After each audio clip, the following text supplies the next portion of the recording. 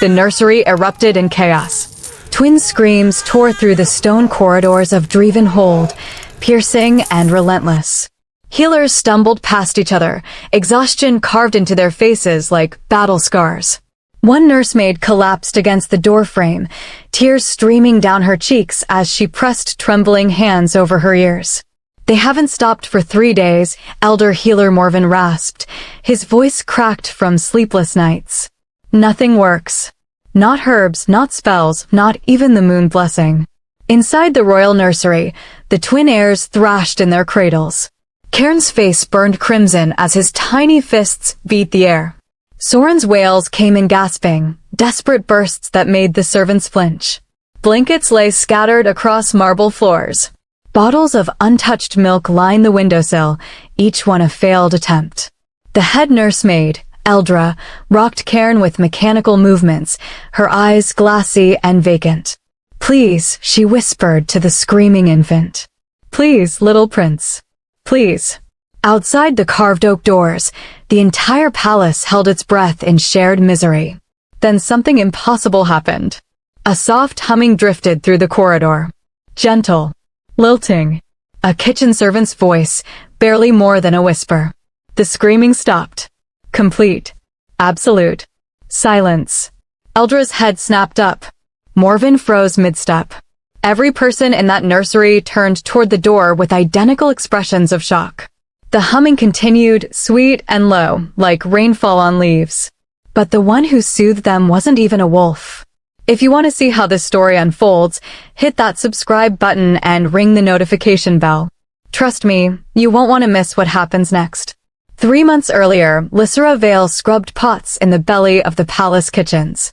Steam rose around her thin frame as she worked, her raw hands moving in practice circles against blackened iron. The kitchen servants called her Hollowborn.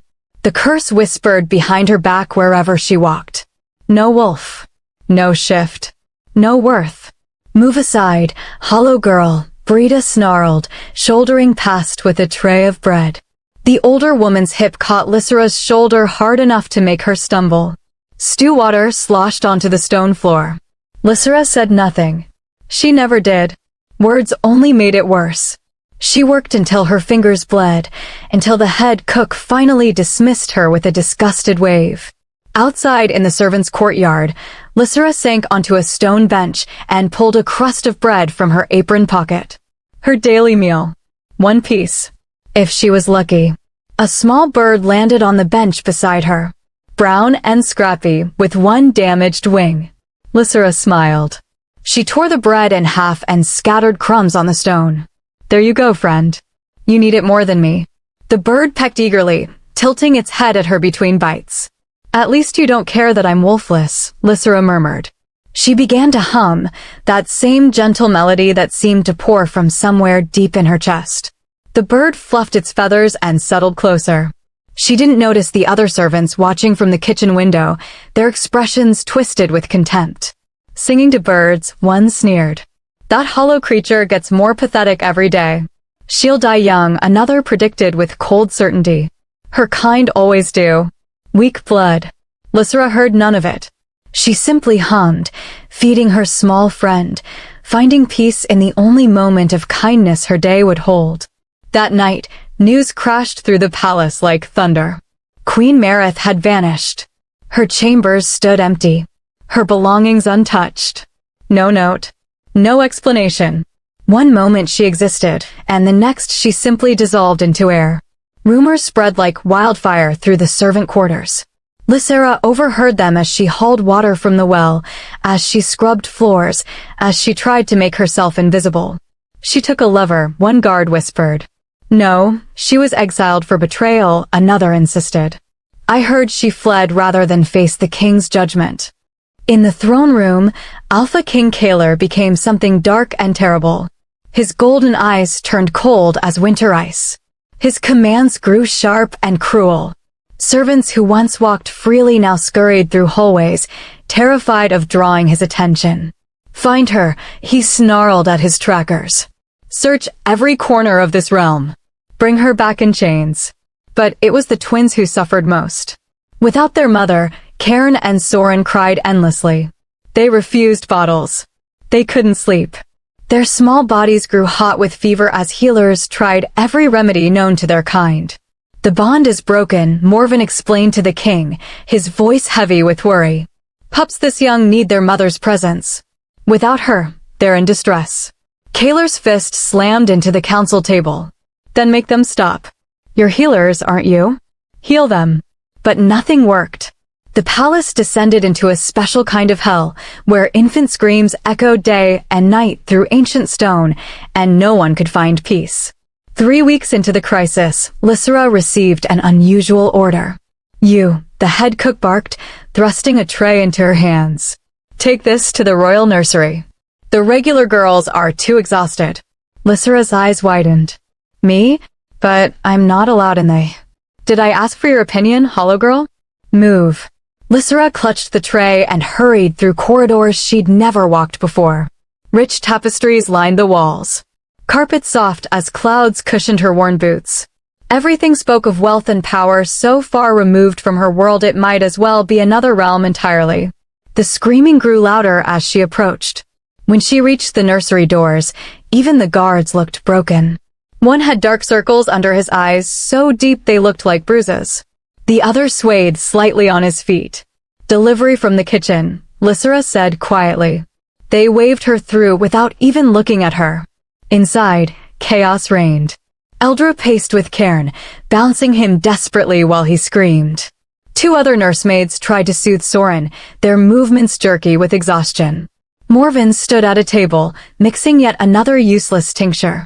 The sound hit Lysera like a physical blow. These weren't normal cries. These were sounds of pure anguish, of tiny beings in unbearable distress. Her heart cracked open. Without thinking, without permission, she set down the tray and began to hum. The melody rose from her chest, soft and instinctive. The same tune she sang to birds, to herself in dark moments, to the wind when she felt most alone. Cairn's screaming faltered, hiccuped, stopped. Soren's wails decreased to whimpers, then silence. Eldra froze mid-step, her mouth falling open. Lysera kept humming, pouring every ounce of gentleness she possessed into the sound. She moved closer to the cradles, her voice wrapping around the room like warm blankets. Cairn turned his head toward her. His golden eyes, still wet with tears, locked onto her face with startling intensity. Soren stopped thrashing. His small chest still heaved with residual sobs, but he watched her too, transfixed. What in the moon's name? Morven breathed. Lysera knelt between the cradles, still humming. She didn't touch the princes. Chapter 2. She knew better than that. But she let them see her, let them hear the melody that seemed to calm something wild and hurting inside them. Cairn began to crawl. His movements were unsteady, determined. He reached the edge of his cradle and made a sound, not quite a cry but a demand. Eldra, moving as if in a trance, lifted him out.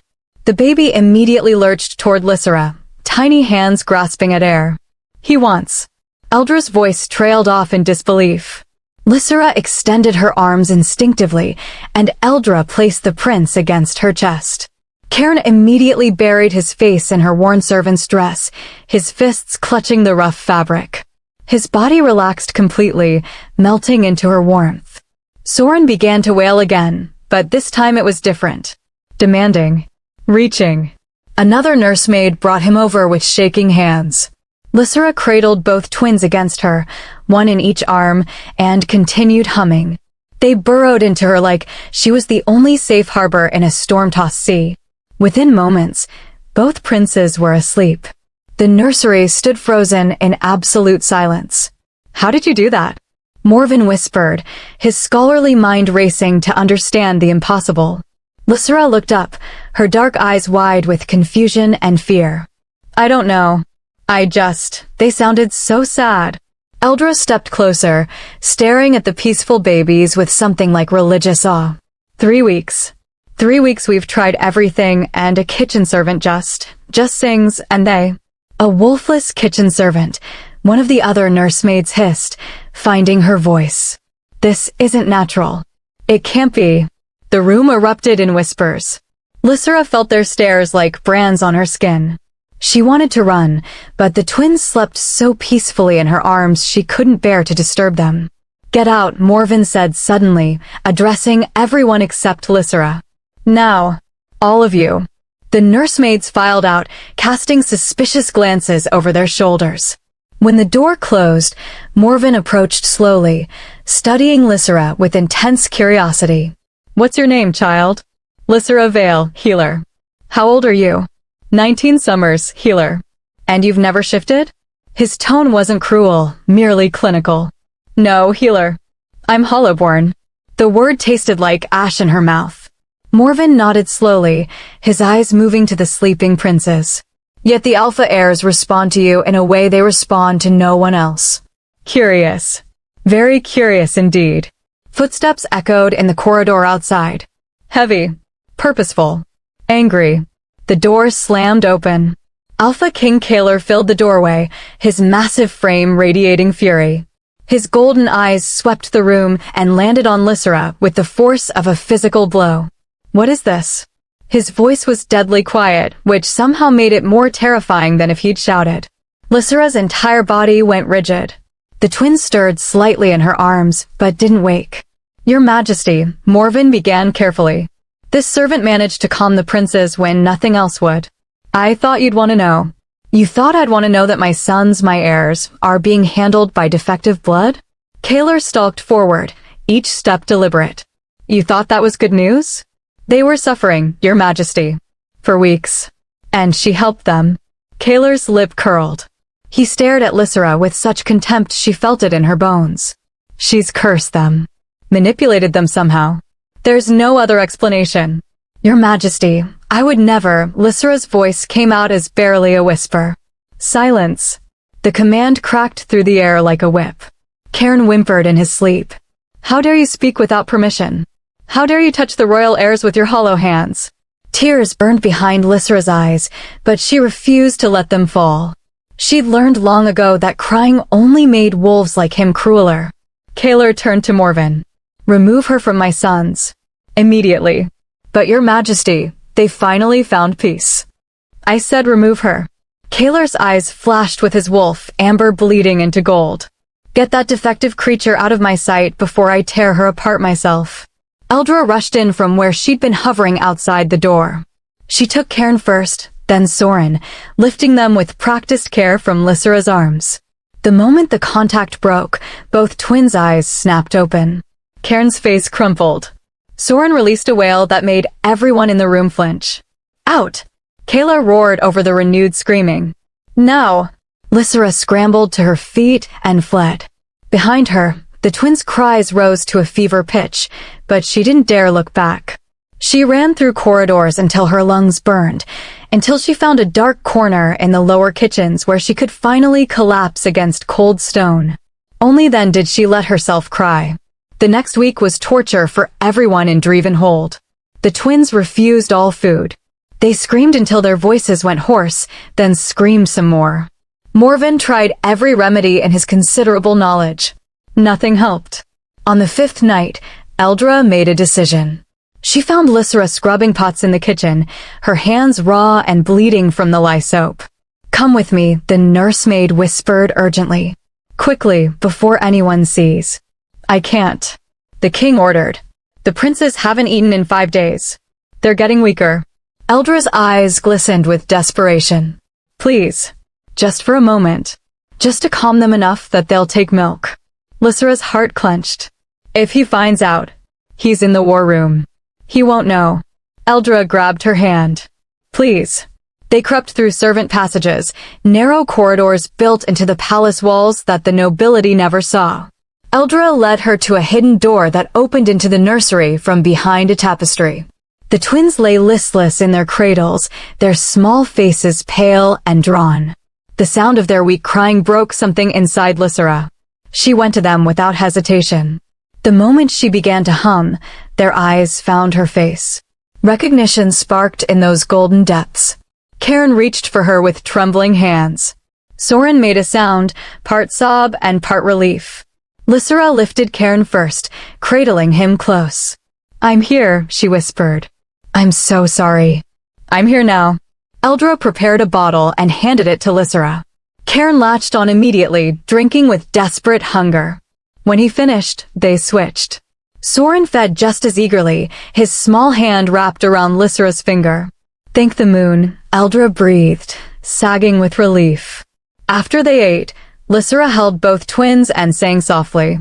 Not just humming this time, but words in the old language, a lullaby her own mother must have sung before abandoning her to the servant's life. She didn't know where the words came from. They simply rose from somewhere deep inside. The twins smiled. Actual, genuine smiles that lit up their small faces. Lysera's heart swelled so large she thought it might burst. "You're good with them," Eldra observed, her voice soft with wonder. "Better than anyone I've seen. Even the Queen." The mention of Queen Marith made Lysera's throat tight. "Do you think she's still alive?" "The Queen." Eldra's expression darkened. "I don't know, but I know she loved these boys more than her own life. She'd never abandon them willingly." She paused. Whatever happened to her, it wasn't her choice. This became their secret routine. Every night, Eldra smuggled Lysera into the nursery through the hidden passages. Every night, Lysera fed the twins, sang to them, held them until they slept peacefully. During these stolen hours, she learned their personalities. Cairn was bold, grabbing at her face and hair with fearless curiosity. Soren was gentler, content to simply rest against her heart and listen to its steady rhythm. She loved them. Desperately, dangerously, completely. "You're their person," Eldra said one night, watching Lysera rock the sleeping princes. "I've seen many royal children in my years. I've never seen a bond like this." "I'm nobody," Lysera whispered. "Just a hollow servant girl." "No." Eldra's voice was firm. "You're something special. I don't understand it, but I know it's true." The secret lasted 2 weeks before everything shattered. Chapter 3. Lysera was singing to the twins in the pre-dawn darkness when she heard the footsteps. Heavy boots on marble. Multiple pairs, moving with military precision. Her blood turned to ice. The main nursery doors crashed open. Torchlight flooded the room. Alpha King Kaler strode in, flanked by 4 guards, his face a mask of cold fury. Eldra moved to block him, her arms spread wide. "Your Majesty, please," they were starving. Kaler backhanded her across the face. The nursemaid crumpled to the floor, blood streaming from her split lip. Lysera clutched the twins tighter, instinct screaming at her to protect them. Both babies began to cry, sensing the violence in the air. "I gave you an order," Kaler said, his voice terrifyingly calm as he advanced on Lysera. "I told you to stay away from my sons." "They needed to eat," Lysera said, shocked by the steadiness in her own voice. "They were dying. And you thought you had the right to defy your king?" He grabbed her arm, his fingers digging in hard enough to bruise. "You thought your hollow blood was worthy of touching royal heirs? I thought their lives mattered more than your pride." The words burst from her before she could stop them. The room went deathly silent. Kaler's eyes flashed pure gold, his wolf rising to the surface. For a moment, Lysera thought he might kill her right there. His hand moved to her throat. Then Cairn bit him. The baby prince, barely 4 months old, sank his tiny teeth into Kaler's wrist with surprising force. When the king jerked back in shock, Soren began screaming, not in distress, but in rage, his small body thrashing in fury at his father. "They defend her," one of the guards whispered, horror clear in his voice. "The heirs defend a Hollowborn." Kaler stared at his sons as if seeing monsters. "She's bewitched them. Poisoned their minds against their own blood." He turned to his guards. "Seize her. Take her to the dungeon." "No." Eldra struggled to her feet. "Your Majesty, there's no witchcraft here, just a girl who cares for them." "Take her too." "For conspiracy and treason." The guards moved forward. Lysera tried to run, still holding the twins, but there was nowhere to go. Rough hands pried Cairn from her arms. More hands took Soren. The twin screams reached a pitch Lysera had never heard before, raw and terrified and utterly heartbroken. "Please," Lysera begged as they dragged her toward the door. "Please don't hurt them. They're just babies. Please." Kaler's expression remained stone. "Lock her in the black cells." At dawn, she dies. The last thing Lysera saw before they hauled her away was the twins reaching for her, their small faces twisted in anguish, their cries echoing through the palace like a curse. The black cells lived up to their name. No light penetrated the thick stone walls. No sound except the slow drip of water somewhere in the darkness. Lysera sat on the damp floor, her back against the wall, and tried not to think about dawn. She didn't fear death. Not really. She'd always known her life would be short and brutal. That was the fate of Hollowborns. But the twins. Those beautiful, innocent babies who'd never done anything except choose to love her. What would happen to them now? I'm sorry, she whispered to the darkness. I'm so sorry I couldn't protect you. Hours passed. Or maybe minutes. Time moved strangely in absolute darkness. Then she heard it. A sound that couldn't possibly be real. Scratching at the cell door. Small paws on stone. Whimpering. No, Lysera breathed. It's not possible. The scratching intensified. Then she heard the unmistakable sound of the door mechanism clicking. The heavy wooden door swung open a crack, and two small shapes tumbled into the cell. Wolf pups. Tiny, barely steady on their legs, with oversized paws and fluffy fur. One dark as midnight. One lighter, with silver-tipped ears. Lysera's mind reeled. Cairn? Soren? The darker pup yipped and launched himself at her, licking her face frantically. The lighter one pressed against her side, whining, his whole body trembling. You shifted, Lysera said, tears streaming down her face. But you're too young. Pups don't shift until at least a year old. This is impossible. But they were here. Somehow, desperate to reach her, the twins had triggered their first shift months before any wolf in recorded history. Cairn pawed at the chains on her wrists, growling in frustration when they wouldn't break. Soren sniffed along the floor until he found the guard's dropped keyring, knocked free when he'd stumbled in shock at seeing wolf pups where royal babies should be. Clever boys, Lysera whispered. She grabbed the keys with shaking hands and unlocked her shackles. We have to run. Can you understand me? Both pups yipped in agreement, their intelligence shining through even in wolf form. Lysera scooped them up, one under each arm, and peered into the corridor. Two guards lay unconscious, apparently knocked out when the pups escaped the nursery. Bells would be ringing soon. The entire palace would be hunting them. Hold on tight, she whispered, and ran. She'd worked in these kitchens long enough to know the servant passages better than most nobles knew their own chambers. She navigated by memory and instinct, the pups clutched against her chest, their hearts beating wild and fast against her skin. Behind them, shouts erupted. Alarms rang through the palace. The prisoner escaped. The princes are missing. Find them. Find them now. Lysera burst through a kitchen delivery entrance and into the night. Cold air hit her face like a slap. Snow had begun to fall, thick and fast, covering her tracks almost as soon as she made them. She ran toward the forest that bordered the palace grounds. Branches tore at her clothes. Roots tried to trip her. The pups whimpered but didn't struggle, trusting her completely. A howl rose behind them. Then another. The king had released the hunting pack. Faster, Lysera gasped, though her lungs already burned. We have to go faster. She could hear them now. Paws on frozen ground. Snarls cutting through the night. Getting closer. The forest grew denser. Lysera's legs screamed in protest. Her vision blurred with exhaustion and tears. She wasn't going to make it. A massive shape dropped from the trees directly in front of her. Lysera skidded to a stop, nearly falling. The wolf was enormous, scarred and battle-worn, with ice-blue eyes that gleamed in the darkness. He shifted into human form. A man, perhaps 30, with a scar running from his left eye to his jaw. His expression was hard, dangerous. Well, he said, his voice rough as gravel. What do we have here? Lysera backed up a step, holding the pups tighter. Please, don't hurt them. The man's eyes moved to the pups in her arms, and something flickered across his face. Surprise. Recognition.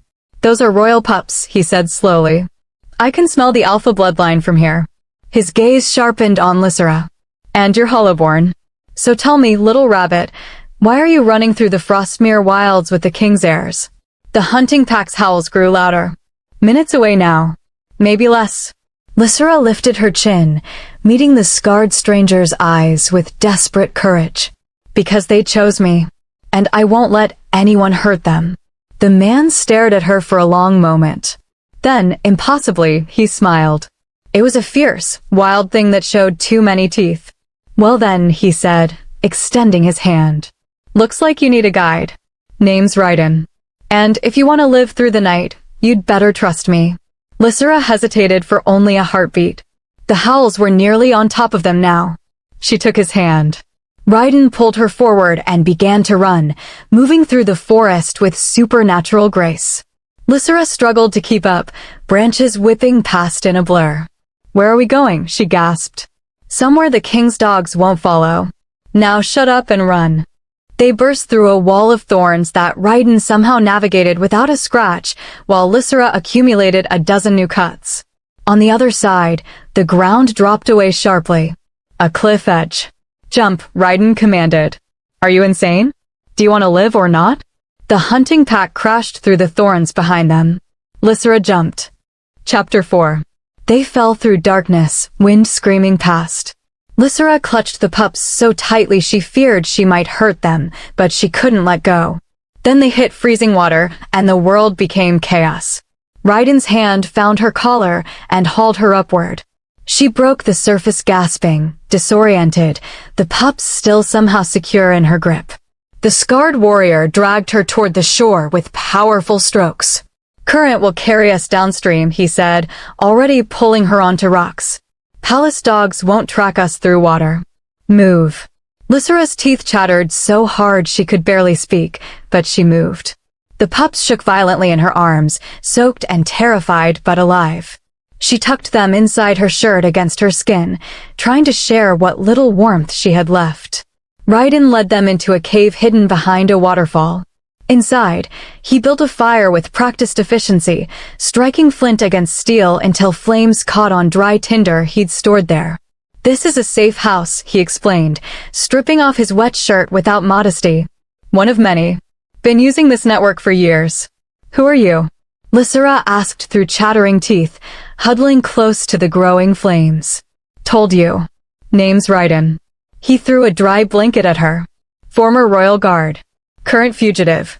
Been living in these woods since the king decided I knew too much about his queen's disappearance. Lysera's head snapped up. You know what happened to Queen Mareth? I know she didn't run away with a lover, and she didn't betray anyone. Raiden's expression darkened. I know she was taken. And I know why.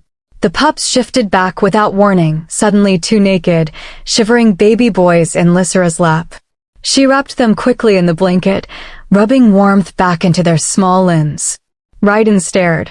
They shifted for you. 4-month-old pups shifted to reach you, then shifted back like it was nothing. He shook his head slowly. I've been alive 40 years, and I've never seen anything like that. I don't understand it either, Lysera admitted, holding the twins close. I'm nobody. Just a servant. Hollowborn. I shouldn't mean anything to them. And yet they nearly killed themselves getting to you. Raiden crouched by the fire, his scarred face thoughtful. The king called you defective. Cursed. But what if he's the one who's wrong? Before Lysera could respond, Karen grabbed her face with both small hands and planted a wet kiss on her cheek. Soren burrowed deeper against her chest with a contented sigh. Something in Raiden's expression softened. You care about them. Really care, not just because they're royal. They're children, Lysera said simply. And they were suffering. How could I not care? Most wouldn't. Most would see heirs and political tools and nothing more. He stood, moving to the cave entrance to scan the forest beyond. We can't stay here long. King will have trackers combing these woods by dawn. We need to move deeper into the wilds.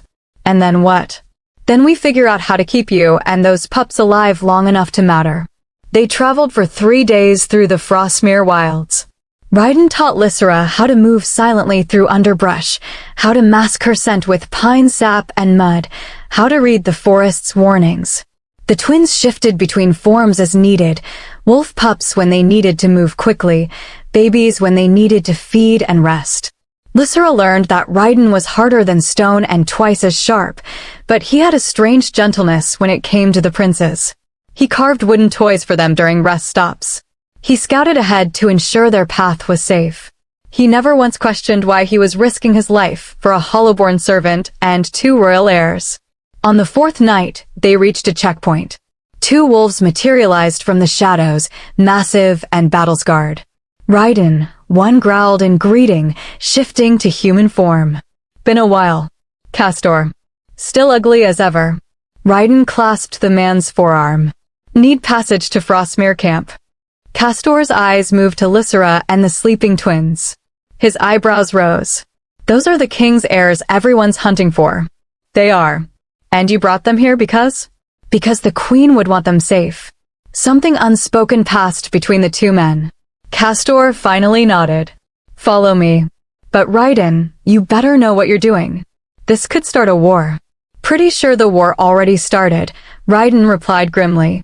We just didn't know it yet. They walked for another hour through increasingly dense forest until they reached a clearing filled with tents and temporary structures. Armed wolves patrolled the perimeter. Fires burned low, casting dancing shadows. This was a rebel camp. Lysera's heart hammered in her chest. Wait here, Castor said, disappearing into the largest tent. Lysera looked at Raiden with wide eyes.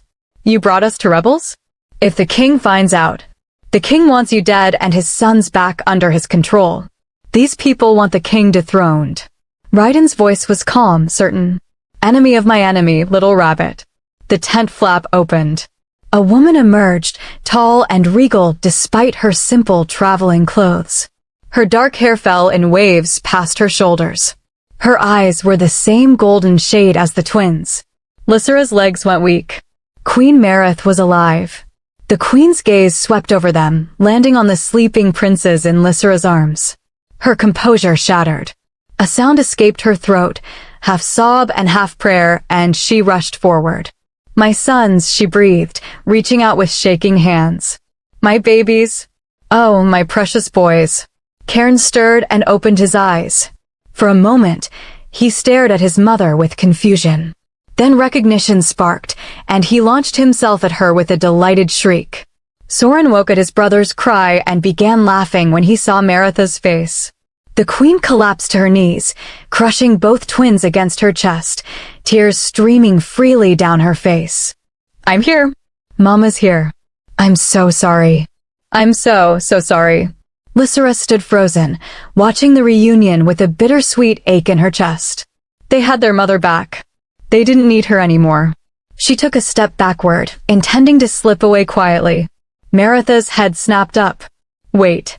She stood, still holding the twins on her hips, and approached Lysera with an intensity that made her want to run. Who are you? Nobody, Your Majesty. Just a servant who helped care for the princes. Liar. Maritha's voice was gentle but firm. She studied Lysera's face with an expression Lysera couldn't read. My sons don't bond with nobody. They don't shift early for nobody. Raiden doesn't risk his life for nobody.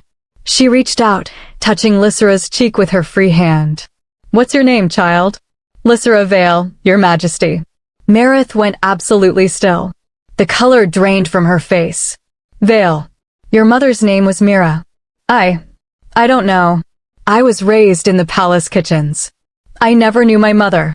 How old are you? 19, Your Majesty. Maritha's hand trembled against Lysera's face. Your eyes.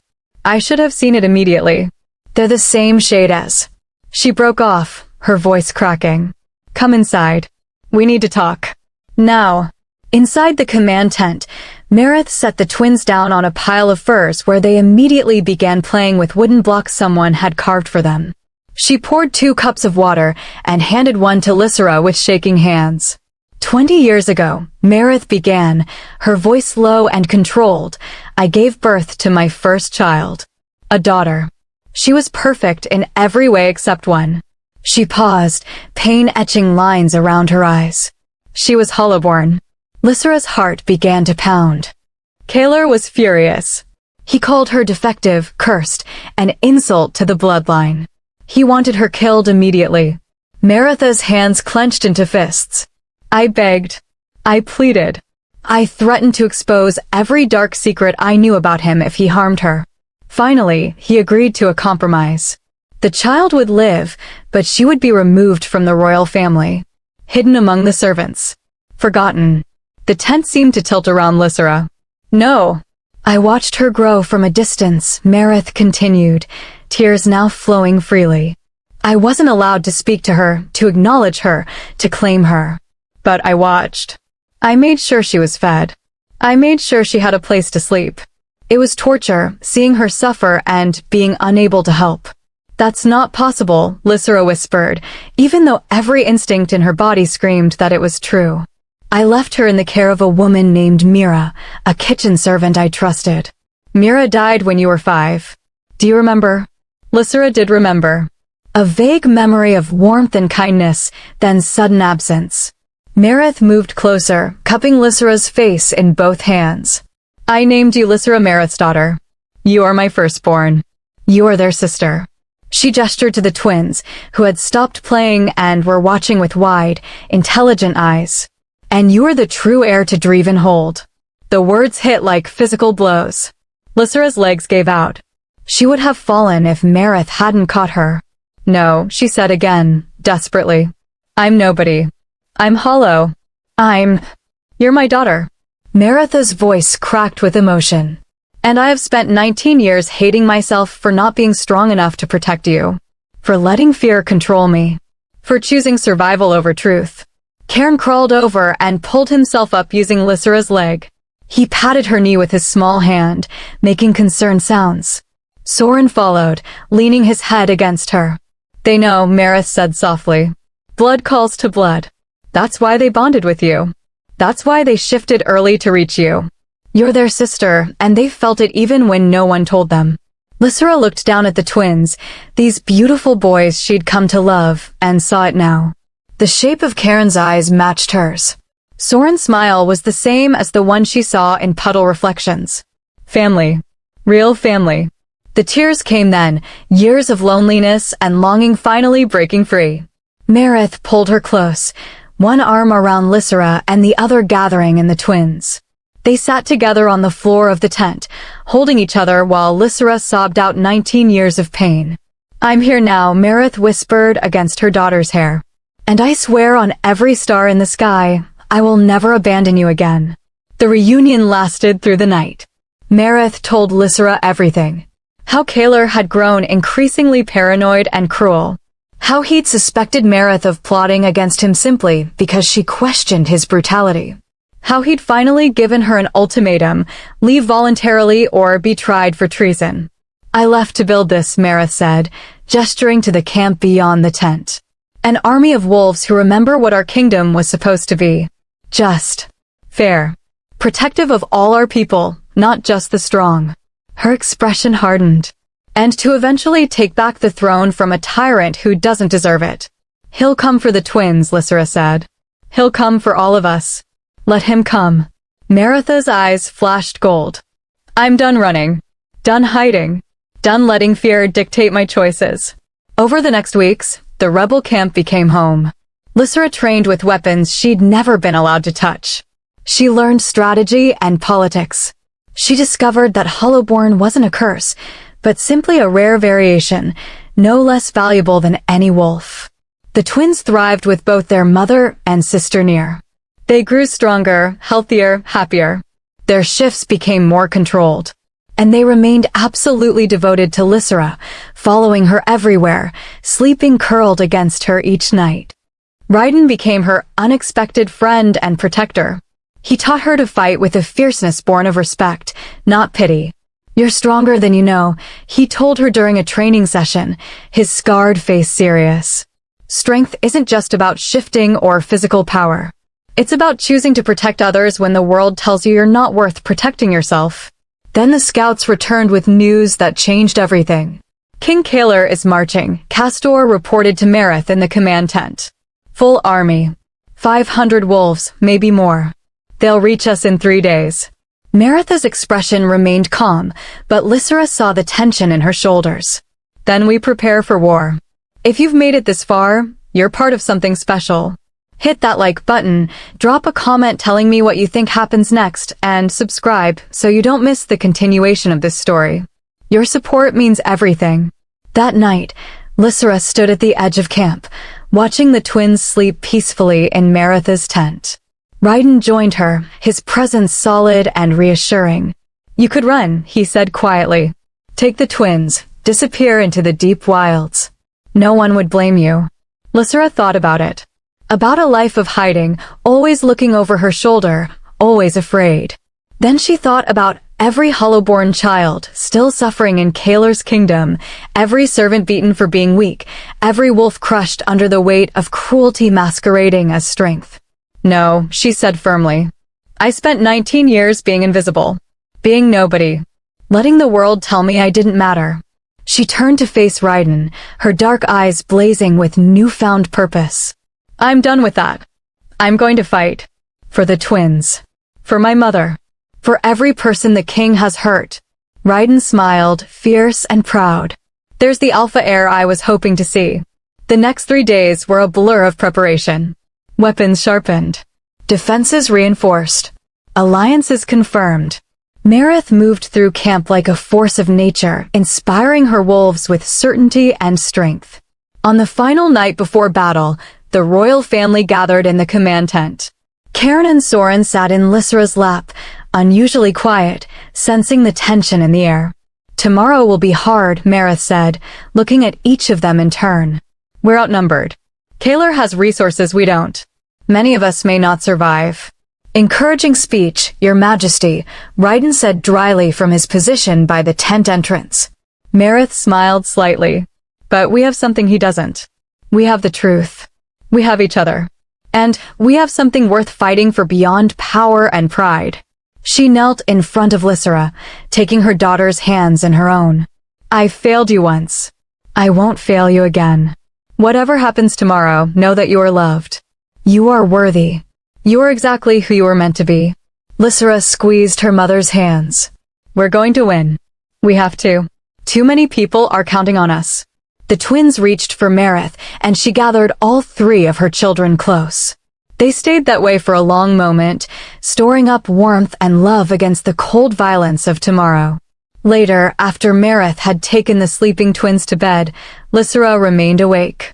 She stood at the tent entrance, staring out at the camp where wolves prepared for battle, and felt the weight of purpose settle on her shoulders. She wasn't a servant anymore. Wasn't nobody. Wasn't just hollow. She was Lysera Meretha's daughter. Sister to the future kings. Daughter to a queen. Protector of those who couldn't protect themselves. And tomorrow, she would prove it. In the distance, war horns echoed through the night. Kaler's army approached, bringing death and destruction with them. Lysera didn't flinch. She simply stood taller, her jaw set with determination. "Let them come."